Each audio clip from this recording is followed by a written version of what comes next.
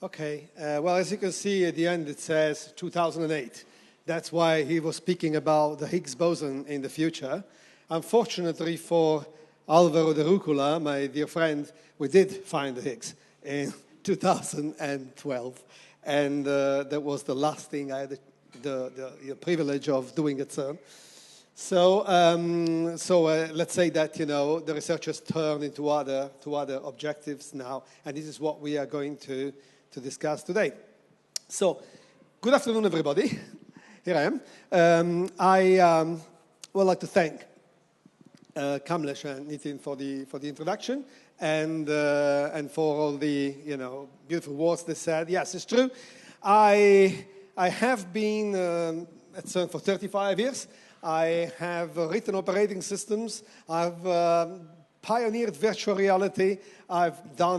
Was part of the team that invented the web.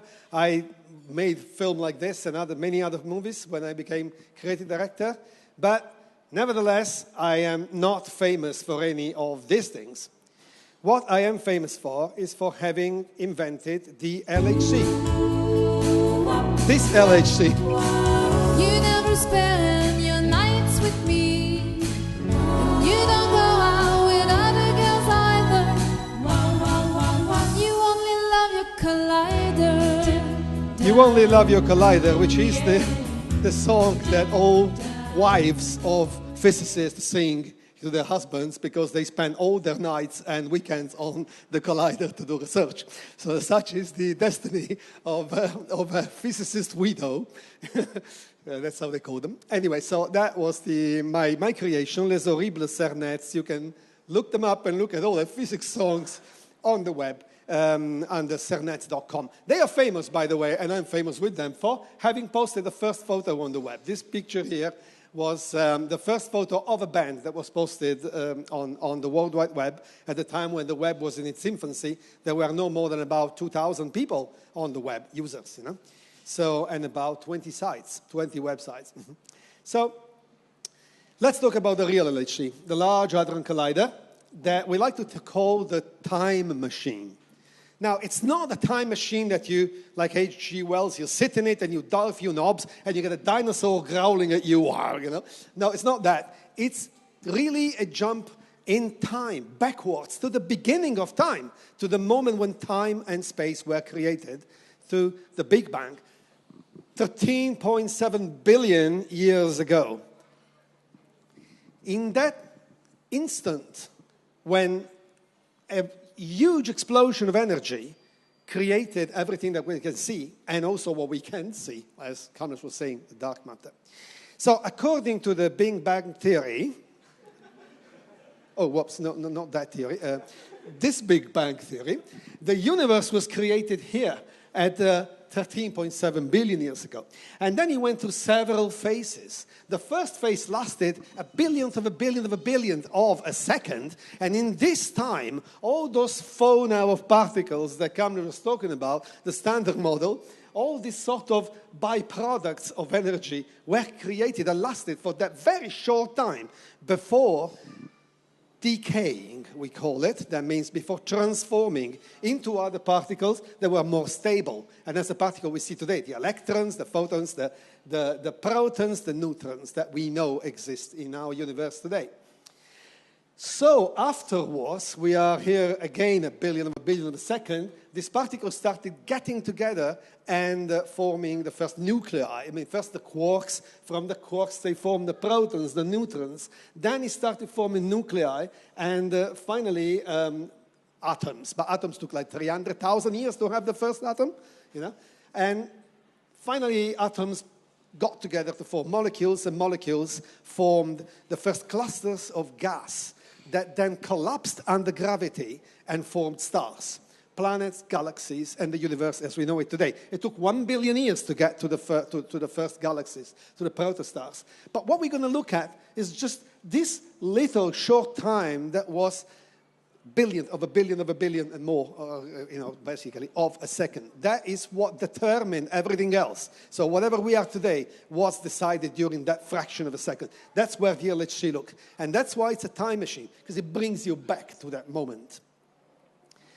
So The LHC, as you could see in the movie, is a ring that's in the Valley of Geneva. You can see this is Geneva out there, the Mont Blanc, the Alps, beautiful scenery. My house was just here, you know, I had a view and over everything was beautiful. And then we have CERN here. But CERN, in fact, is all over the ring. It's a 27 kilometers tunnel, dug 100 meters on the ground about. And over it, around the perimeter, we have built 4 huge detectors. What are detectors? The detectors are the instruments that the cameras that can shoot, you know, take a picture of these collisions of protons. So while the accelerator can accelerate protons to nearly the speed of light, the detectors take the instant of collision of these protons because that collision is exactly the same as what happened during the Big Bang. It's transformation of matter into pure energy and then recombination again into matter through all the stages that I showed before in the Big Bang theory. Now, the LHC has an unrivaled collision energy of 14 tera electron volt. Now, you know what tera means? You know terabytes? What is a terabyte? Who knows what's a terabyte? How many bytes is a terabyte? Sorry? 10 to 12 is 10, sorry, it's 1,000 billion, so 1 trillion if you want to call it, you know, of, you know, we got megabyte is million, right? And gigabyte is billion, and terabyte is trillion, so it's 1,000 million. The same thing you can calculate in terms of energy. Well, let's not go into what a tera or an electron volt is, but think of volts. Think of, you know, imagine a voltage, a tension as high as 1 trillion volt, right? So that gives you an idea of the size. We are colliding protons that circle around the ring 11,000 times a second. 11,000 times a second, the beam turns this 27 kilometers. And there are about 1 billion collisions per second in all of the detectors around. Now, let's see how the accelerator, this little animation shows you, in fact, how the whole complex works. Protons start from a hydrogen bottle because protons are the nuclei of the hydrogen atom. So they get accelerated by a number of stages, number of accelerators that are cascading one into another. And finally, they get injected into the Large Hadron Collider that you can see. This is pretty much in scale, this drawing. So you see the bunches of protons that are going both directions. There are 64 bunches, and each one is made of 100 billion protons that hold into a grain of sand, the dimension of a grain of sand. They will collide, as I said, in the 4 experiments. If we look from the perspective of one of these experiments, let's take CMS, which is one of the largest. Look at the size compared to the crane. This is a little truck with a crane on top. Detectors, like I said, are like cameras. They are formed as giant cylindrical onions of different layers. Each layer is responsible for detecting one kind of particles. They're extremely complex machines. This one that you can see is now open because for maintenance we are able to shift them apart. Normally they are compact together, but we can open them so we can do interventions. This part here that you can see is the beam pipe. That's where the protons pass through, and that's where they collide, right at the center of the detector. If you look at this diagram here, a detector, again, like I said, is a cylinder with different layers. The protons come from both sides and collide here in the middle. And all those layers will then help us track what kind of particle was passing by. So from the point of collision, this many particles generated will go all around, but you know, each particle that is generated will be trapped, will be detected by one particular layer. So there is, for instance, a hadron detector, superconducting coil. Then we have muon detectors and electron detectors and so on. So each one will then detect particles and send all this information to a computer that would then rebuild the event, the collision. Now we can see one of these reconstructions as is generated in 3D by the computer. Imagine you're a proton and you are being smashed. You're in a collision course and are just about to die. Because, from the point of view of a proton, you are now in a collision course with another proton coming from the other side. You're running at about the speed of light. And here we go. You collide at the center of the detector. You smash, and you're transformed into this fauna of little particles. Each of them is detected. Now, you can see these tracks are rebuilt by the computer. This is actually a real event. This is a Higgs event. We can see the signature of the Higgs by these 4 blue tracks. They tell us that that was a Higgs particle, and is one of the events, in fact, that told us that Higgs exists.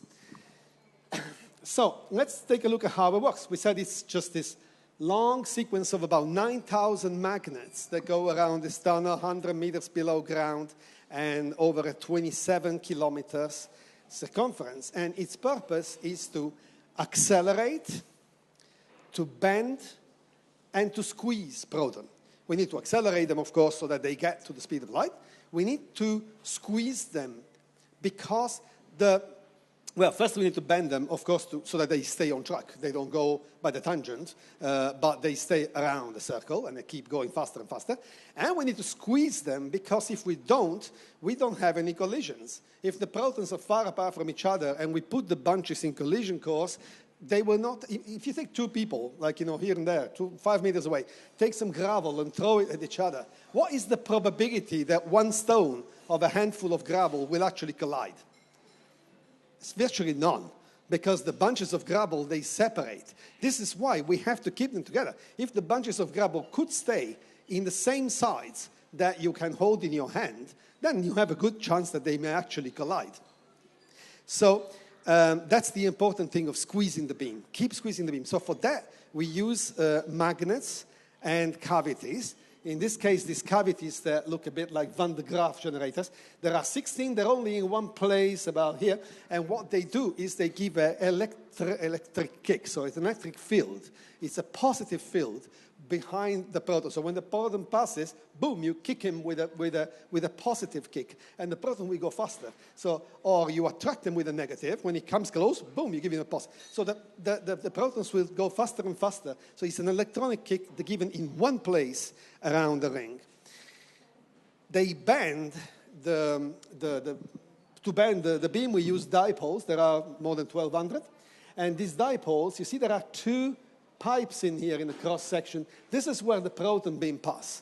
The dipole is about 1.5 meters diameter, and these beam pipes are about like this, so 5-6 centimeters diameter, and they develop a very, very strong magnetic field, because to bend them you need magnetic field. Same to squeeze them, we use quadrupoles, which are similar to dipoles, but they have a 4-polar magnetic field, north-south, north-south, so that when the particle passes, they keep squeezing them. So typically, you have less quadrupoles. Every like 4 dipoles, you have a quadrupole to keep squeezing it.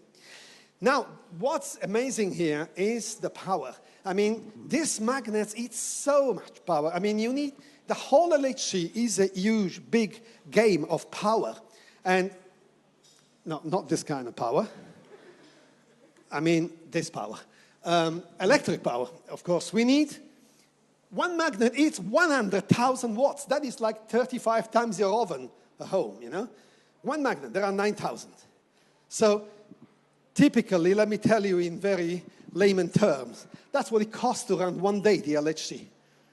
$100,000, 36 million rupees. So if you ever wanted to build an LHC in the back of your garden, think about that, right? It's not a good idea. Besides, to run these magnets, you need superconductivity, because they will never run with normal electricity. What is superconductivity?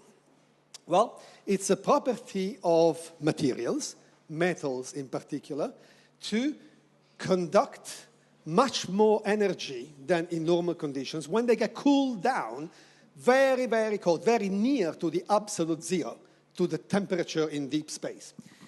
And why? Because the conductors the resistance in the conductor goes down. Resistance means that every conductor, when you put electrons to an electric wire, there is a certain resistance in the material itself that will stop the electrons. So it's like a friction. That's why the cable heats up. That's why, you know, when you have too much power through a cable, the cable heats up and eventually burns because of its resistance. But thanks to superconductivity, we can actually reach an virtually infinite current simply because there is no more resistance. This means that, you won't believe this, but you can run a pizzeria oven on your iPhone cord, a wooden bar, if you cool it down enough. And the technique of cooling down to those sort of temperature is called cryogenics.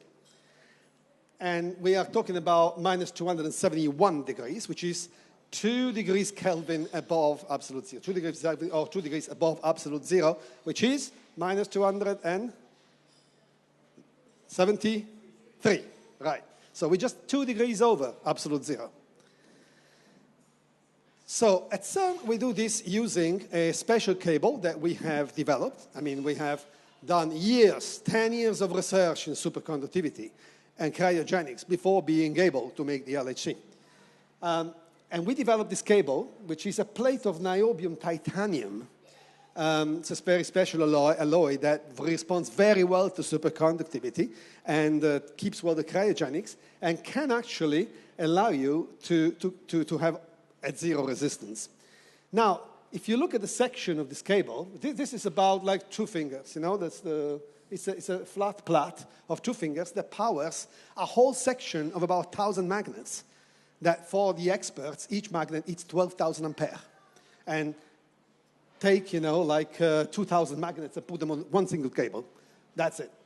So these filaments, the section of this cable is composed by several of these plates, as you can see. Each of these plates contains 6,300 filaments of 6 microns, of 6 thousandths of a millimeter.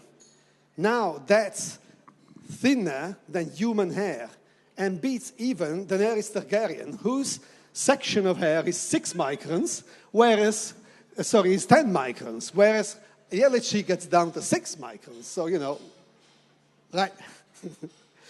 If you were to take all the filaments of all the LHC cables and put them sequentially, one into another, knot them all together, we would be able to go 5 times from Earth to the Sun.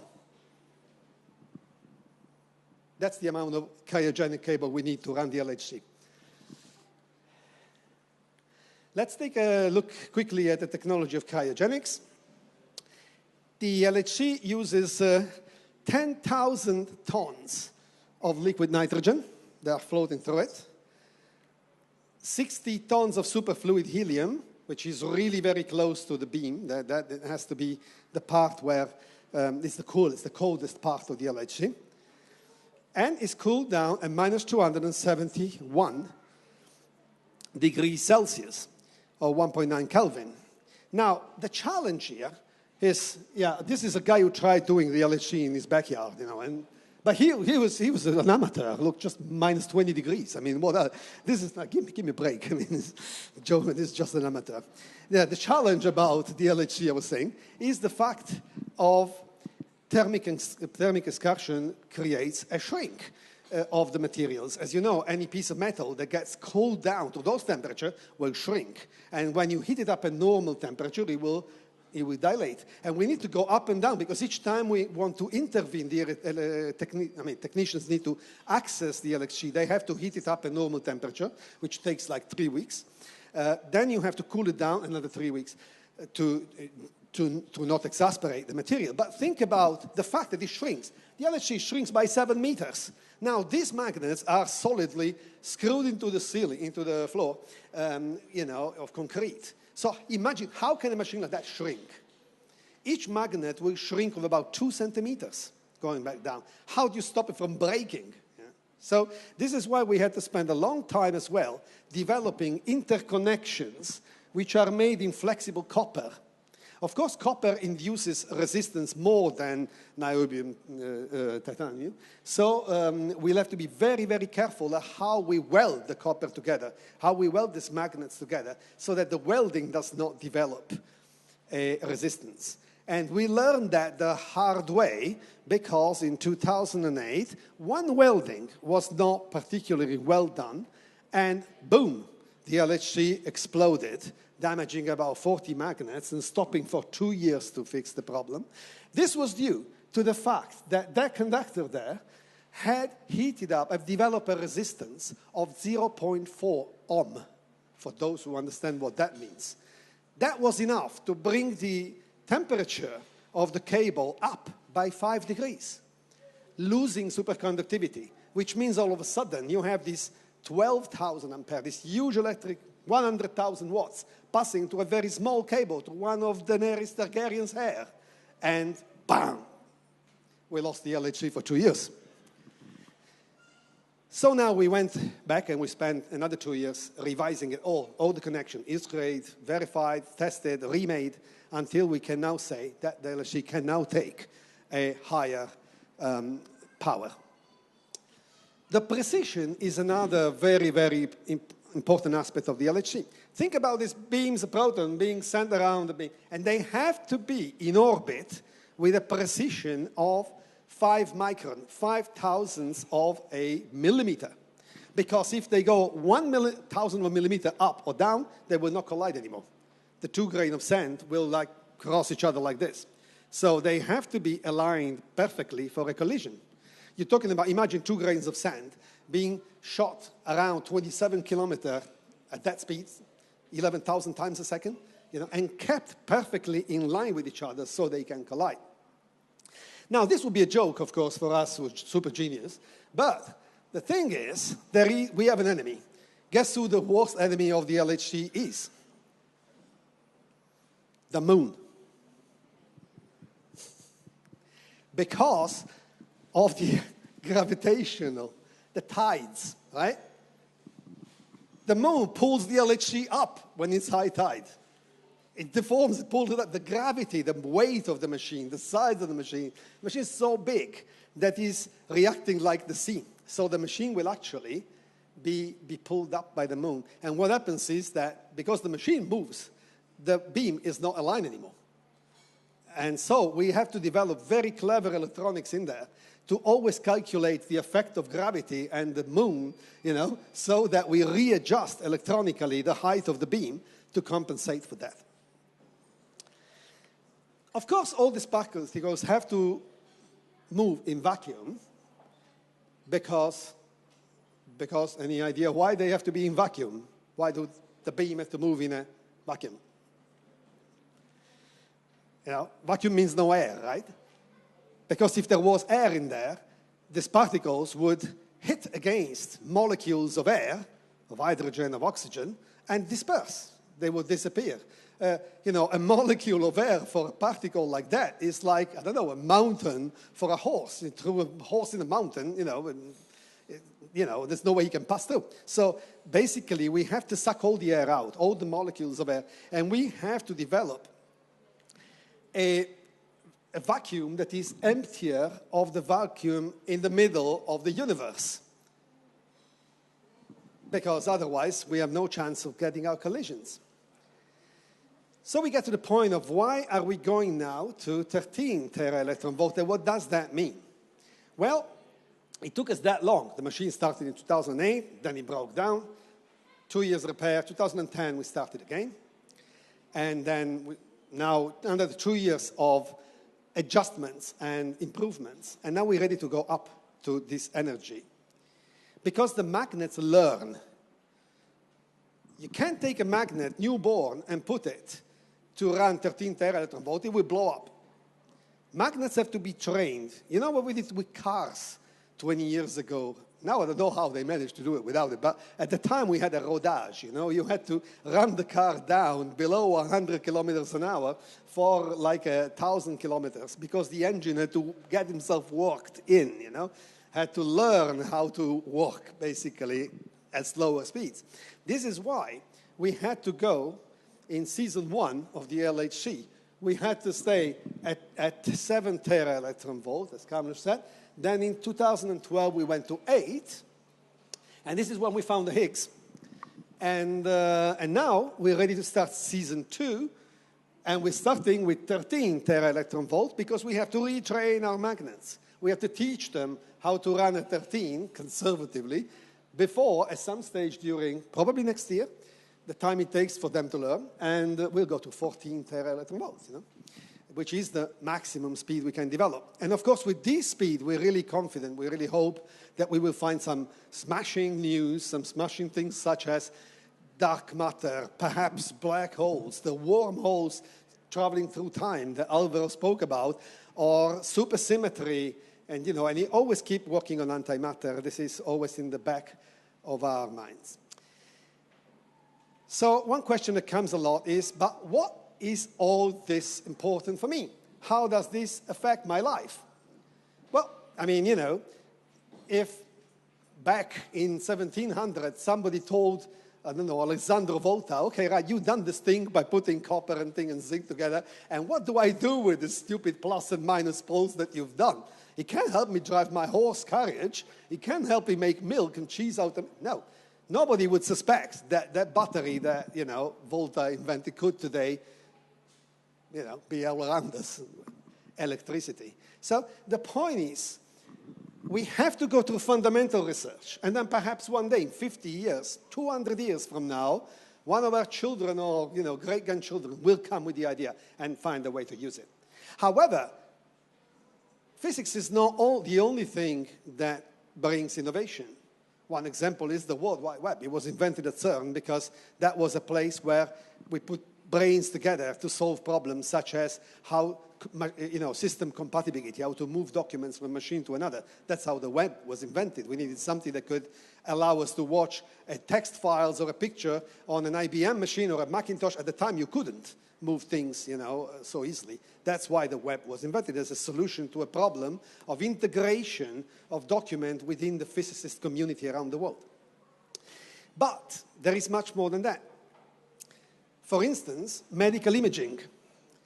The technology used in detectors is the same that is used. It is used in magnetic resonance, in CT scan, in PET scan. This is positron emission tomography that does this brain patterns, allows us to diagnose Alzheimer's, to find cancer in the brain, and much more than that. This imaging is actually an immediate consequence. The person who invented the detectors, Georges Charpak, Nobel Prize 1992, he got the Nobel Prize because the day after inventing particle detectors said, hey, this can be used to see inside our bodies. And he invented the CT scan and the magnetic resonance. So, it's been almost an immediate passage. And these machines today, they save millions of lives in our hospital all over the world. You know very well that. You certainly received magnetic resonance and everything else yourself. And that all stems from the research we do at CERN. Therapy. There are today more than 30,000 accelerators in nuclear department of hospitals, nuclear medicine, And the latest thing that we're doing, that we have developed, there are about 30 facilities around the world, is hadron therapy, which consists in shooting a beam of protons inside the brain to destroy a cancer lodged in the middle of the brain, which is usually inoperable, and destroy it completely and heal people from cancer without touching all the outside, because protons can go in your brain and not touch anything, pass like light passes through a window without interacting with the rest of the healthy tissues, just destroying the cancer by timing the explosion of protons in the right place. This exists today. A lot of people are being cured with this. Another technology that is very interesting comes from superconductivity, and this comes straight from the LHC. It's cables. You may say, well, right, tell us about the LHC cable. No, but these are cables that are going to bring us free electricity in a few years. Superconductive cables, they are cables multi-layered with layers for liquid nitrogen inside them. They were invented by Nobel Prize winner Carlo Rubbia, who was our Director General back in the early 90s. And these cables are able to be cooled down to minus 180 something degrees, and they can transport energy without any loss over very long distances, like 200 kilometers. What's the result of that? Well, one of the projects is to put solar power plants all over the Sahara and go down under the Mediterranean Sea and bring electricity all over Europe. So we can power the whole of Europe, 100%, from sun from the Sahara. The problem with this is energy transport. But this cable can do it. Has been tested already.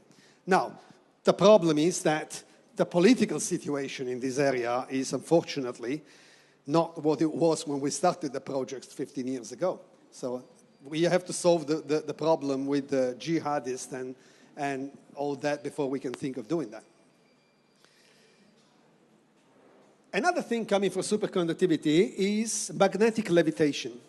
Look at this train, it's flying. It's a little model train. You can see the ice on it because it's got a little cryogenic component inside. So it's cooled down with liquid nitrogen, and it can fly over the rail. Because it gets trapped, you can see that inside the magnetic field, the little cryogenic thing is trapped inside. It can't escape. This means you can, push it like that, and it will never fall. It will never fall out. It's a magnetic rail that keeps it there. So tomorrow, trains can move like this. In fact, not tomorrow. They already exist as trains. Look at this one, this little roller coaster can either go upside down because it's so trapped inside the magnetic field that he can never escape. So this will be the new fairground you will have soon, And as I was saying, this train exists already. In Shanghai, there are 20 kilometers of magnetic levitation train that can get to 500 kilometers an hour. The next step is to use superconductive maglev with vacuum. That means you take, just like in the LHC, you take two pipes, you suck the air out, you are in full vacuum, like if you were in interstellar space. No air means no friction, no resistance. 100% aerodynamicity because there is no aero, there's no air. We can put solar panels on top to power it. And then inside, we put a train. This is a project in California, the Hyperloop, 6,000 kilometers an hour.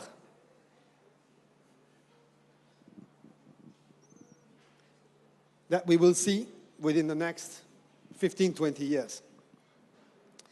And there's a lot more technology apart from this that I could speak here for another hours. But, most of them are rather complex, very technical. So we will stop it at that. And I thank you for your attention. I defer you to these links, www.cern.ch, where you'll find all the information on CERN, YouTube/CERN, where you find all the videos, including the ones I've made.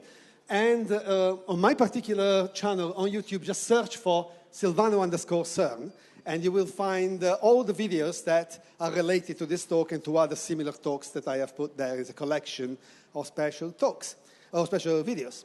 So there I will leave the floor to questions.